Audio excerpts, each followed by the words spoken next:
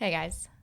After every mass shooting, the immediate response from the left is to tell Republicans that they're bad people and that their own desire for gun restriction is part of a broader understanding that us plebs don't have, one based on common sense. Of course, that is a meaningless term designed to make what is clearly unconstitutional appear to be nothing more than the kind of reformation any sane person would want.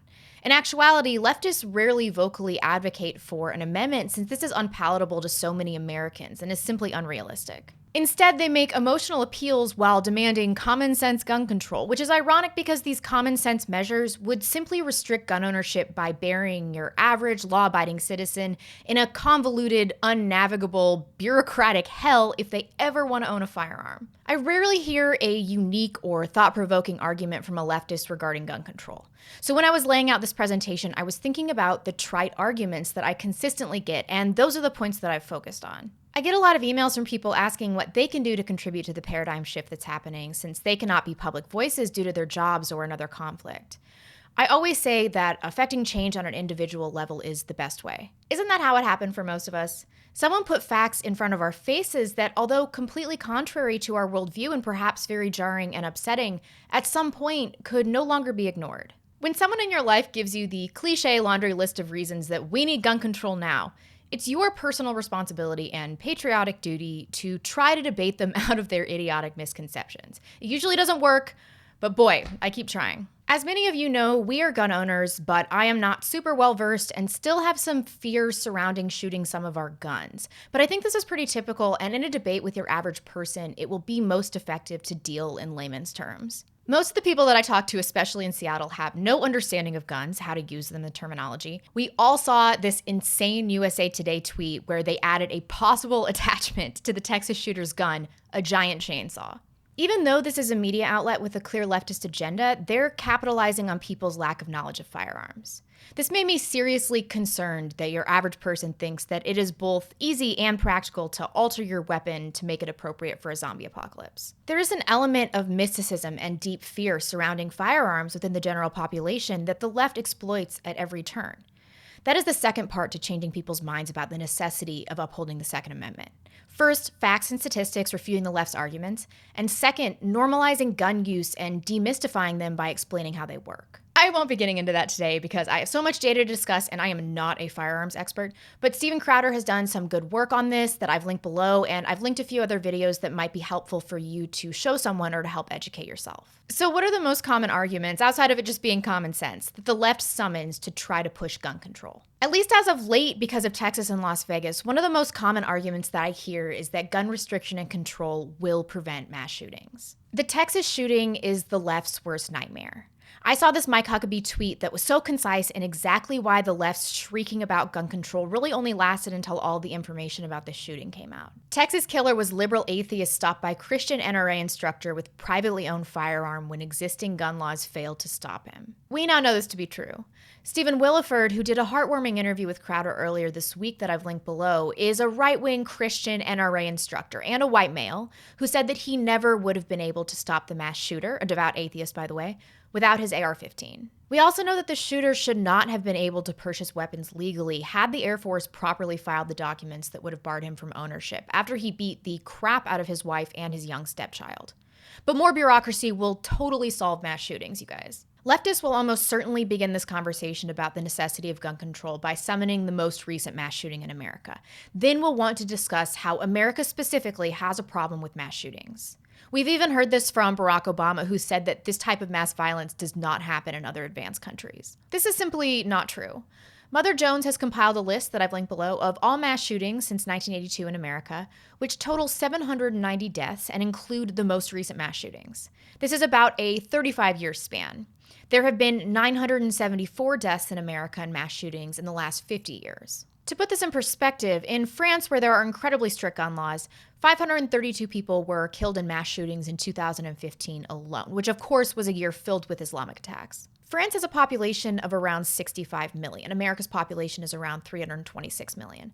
So a country where it is illegal to own guns that is less than a fifth of the population of America produced 67% of the entire number of fatalities and mass shootings over a 35-year span here in just a single year. 2015. Granted, this year at least can be attributed to the Muslim problem in France, since the Bataclan and a number of other Islamic attacks occurred in 2015.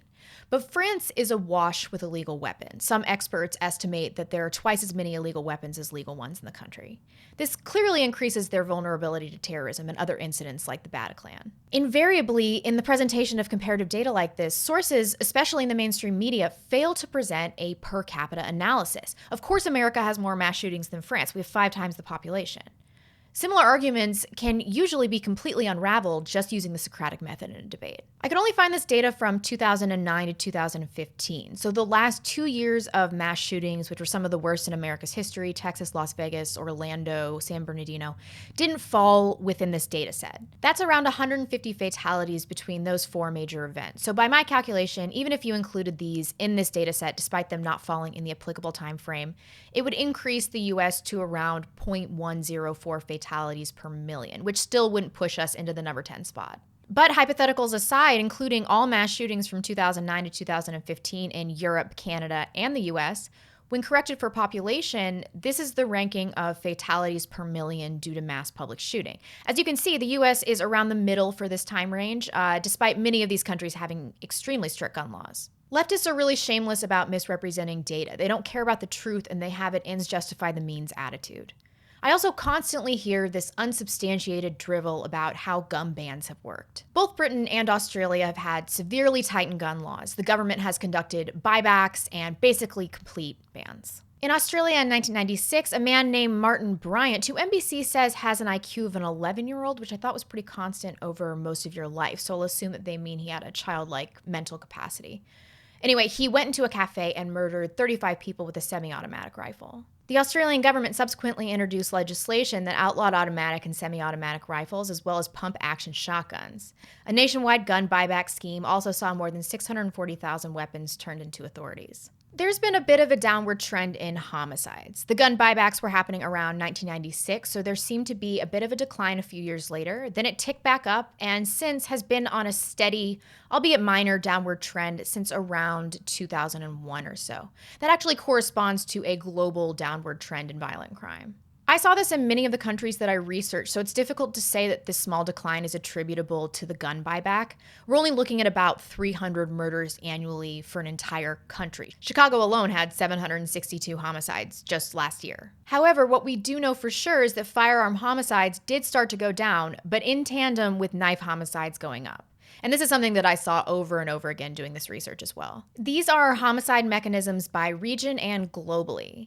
The mechanism varies wildly, and this does correlate with existing gun laws to some degree. However, what we're seeing here is not that more homicides are being committed because of gun use, but that more of the homicides committed were done so with firearms. For example, Africa is obviously leading in homicides per capita worldwide, but a relatively small proportion of these are committed with guns. Fewer homicides are happening in America, but a larger proportion of them use guns as the homicide mechanism. Like Australia, Britain forcefully reduced gun ownership, first through tightening gun laws, then through compulsory surrender. In 1920, Britain passed a law requiring civilians to obtain a certificate from their district police chief in order to purchase any firearm except a shotgun.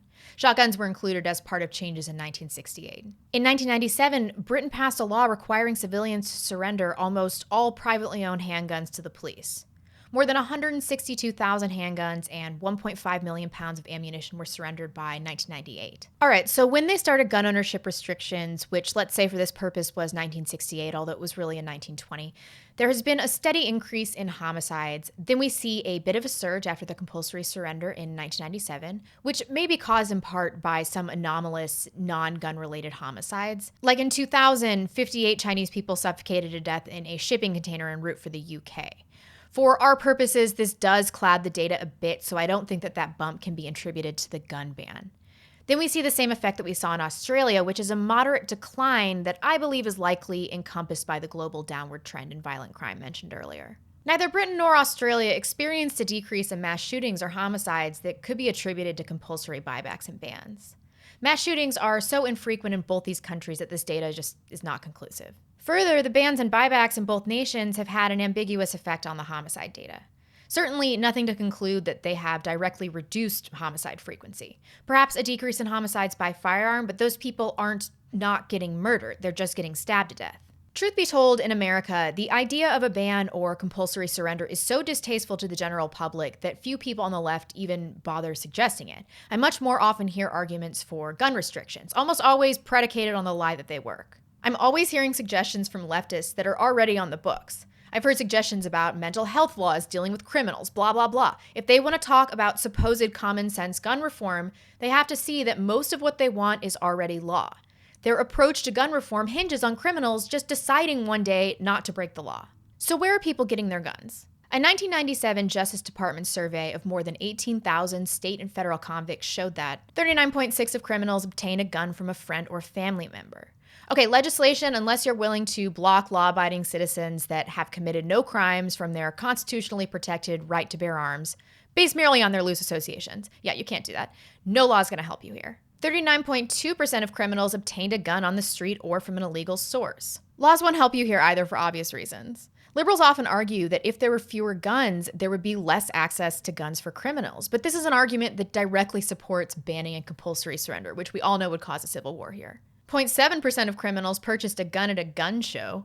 0.7%, eh? That gun show loophole that liberals never shut up about is really doing some damage. 1% of criminals purchased a gun at a flea market. 3.8% of criminals purchased a gun from a pawn shop. 8.3% of criminals actually bought their guns from retail outlets. That means that less than 9% of all guns obtained by criminals in this survey came from retail outlets, and that's the focus of the vast majority of the left's rhetoric on gun control. In a world where legislation could reduce this number of firearms in half, say to 4 or 5%, which is absurdly optimistic, there would be a negligible effect on homicide since you can't do anything else about the acquisition of the other 95% of firearms in question. And once again, it isn't like those homicides aren't going to be committed. People are just going to be getting stabbed and strangled. My two favorite examples of gun restrictions' worthlessness have got to be Washington, D.C. and Chicago. In 1976, the D.C. City Council passed a law generally prohibiting residents from possessing handguns and requiring that all firearms in private homes, 1, be kept unloaded, and 2,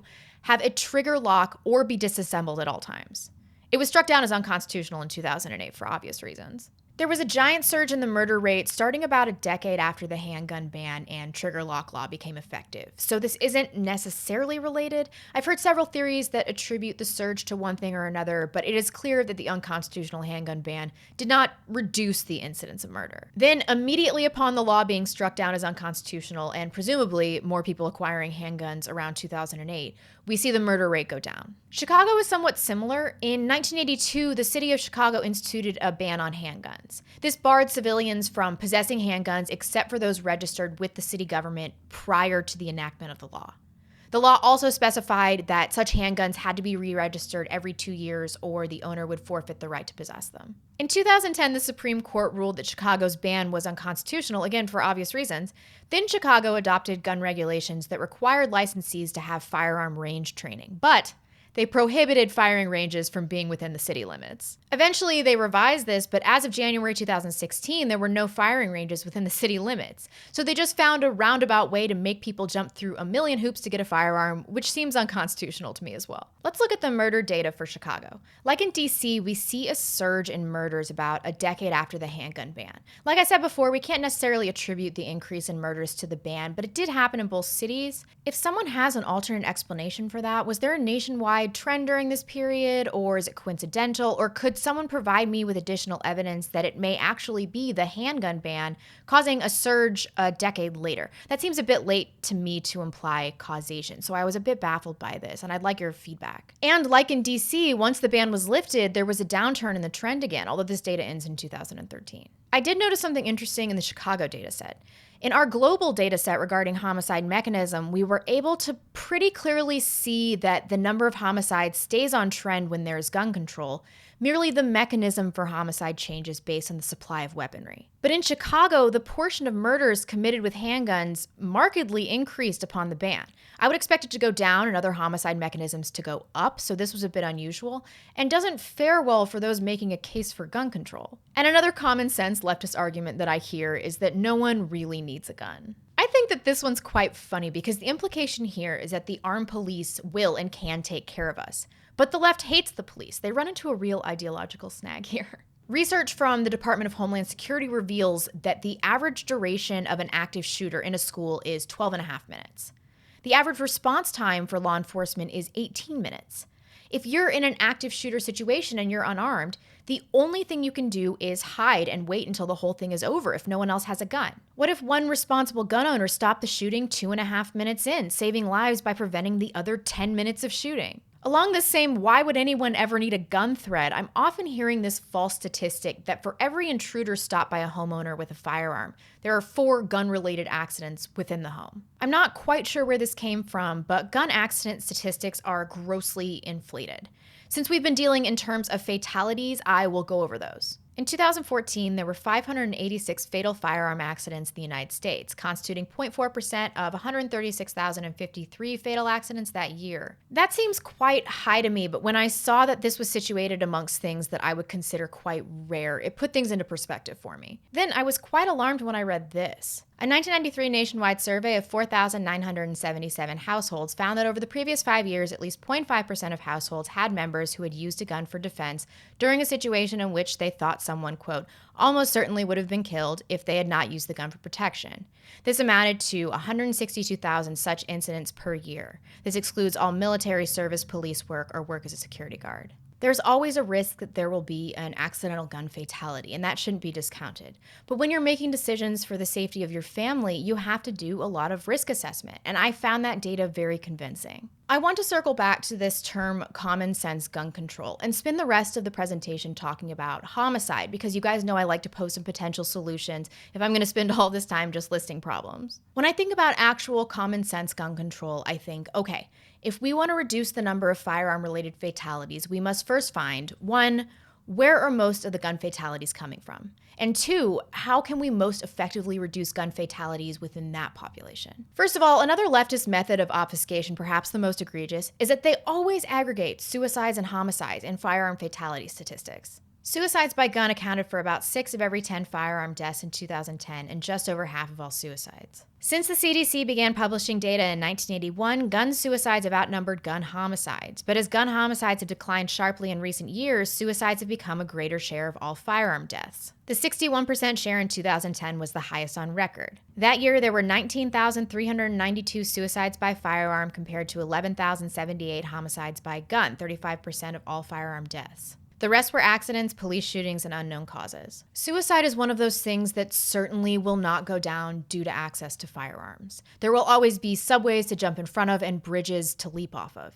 If you want to help the suicidal, firearm restriction is a worthless path. Most suicides are men, and if society went back to respecting men and their accomplishments and to providing them a framework for success and self-respect again, that would almost certainly reduce the number of suicides. Murder is the next largest group of firearm deaths after suicide. Let's take a look at 2011, for example. There were 14,548 murders. 33% were committed by whites, which were around 67 to 70% of the population at that time, and 38% were committed by blacks, which has remained pretty stable at around 13% of the population.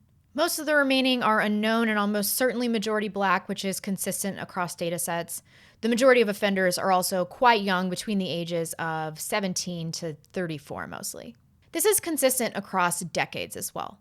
Between 1980 and 2008, black offenders committed 52% of all homicides in America, while white offenders committed 45%. 13% of the population is committing over half the homicides, and once again, most were youngish men. It is true that there is a lot of gang crime, but it's less significant than you would imagine. There have been several theories explaining this disproportionate number of blacks in murder statistics, but I think that the single most influential factor on the black community is that more than 72% of black children are born to single mothers. That means that the vast majority of young black men are growing up completely absent of a male role model. This is clearly going to have deleterious effects on the black community. According to FBI data, 4,906 black people murdered other black people in just 2010 and 2011. This does not include any of the other people of other races that they've murdered. As I mentioned earlier, there have been 974 people killed in mass shootings in America over the last 50 years.